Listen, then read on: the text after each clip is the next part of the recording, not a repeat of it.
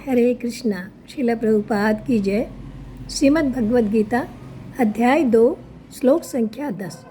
तमुवाच ऋषिकेश प्रहसन्नीव भारत सेनयोरुभयोर्मध्ये विषीदन्तमिदं वचः।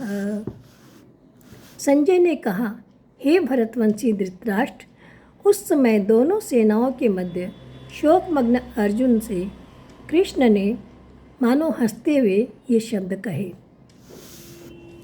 तुम देखते हैं कि जो अर्जुन बड़ी सूरवीरता से उत्साहपूर्वक अपने रथ को दोनों सेनाओं के मध्य खड़ा करने का भगवान को आदेश देता है, वही अर्जुन अभी शोकमग्न और विषादमग्न हो गया। वास्तव में होना तो ये चाहिए था कि अर्जुन जिस उद्देश्य से वहाँ आए थे उसी उद्देश्य से अपने युद्ध के लिए खड़े हो जाते, परंतु अर्जुन अपने उद्देश्य से हटकर शोक और चिंता में फंस गए। अतः हम दोनों सेनाओं के बीच में भगवान शोकमग्न अर्जुन को उपदेश देना प्रारंभ करेंगे। जो भगवान का पद हमेशा से सबके लिए सर्वश्रेष्ठ है, वही भगवान कृष्ण अपने भक्तों के लिए उनका सारथी, मित्र, पुत्र आदि बनना स्वीकार करते हैं। अभी अर्जुन ने भगवान के सामने स्वेच्छा से उनका शिष्य बनना स्वीकार किया, तो भगवान ने भी उसका गुरु बनना स्वीकार कर लिया। तो यहाँ प्रतीत होता है कि इस युद्ध के बीच में भगवान अर्जुन को जो उपदेश देंगे, अर्जुन का जो शोक है उसको दूर करने के लिए, उससे युद्ध में खड़े हुए सभी के सभी लोग लाभान्वित होंगे।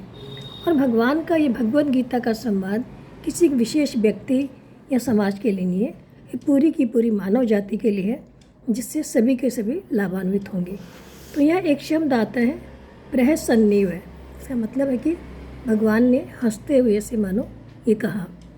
तो यहाँ इसका तात्पर्य ये होता है कि अर्जुन का जो भाव बदला कि पहले युद्ध करने का भाव था, अभी वही भाव विषाद में बदल गया, तो भगवान को हंसी आ गई।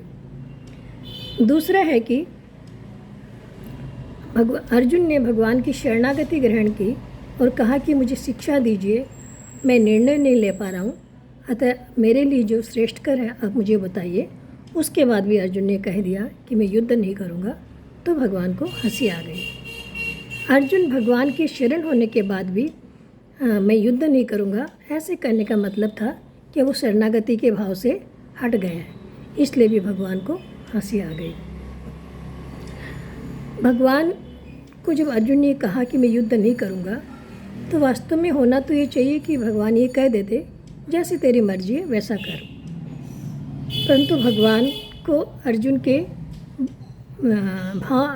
शब्दों की तरफ ध्यान नहीं देकर भगवान उसके भावों को देख रहे थे। अर्जुन की दशा दयनीय हो रही थी। अर्जुन कृपा के कारण और दया के कारण शोकमग्न हो रहे थे।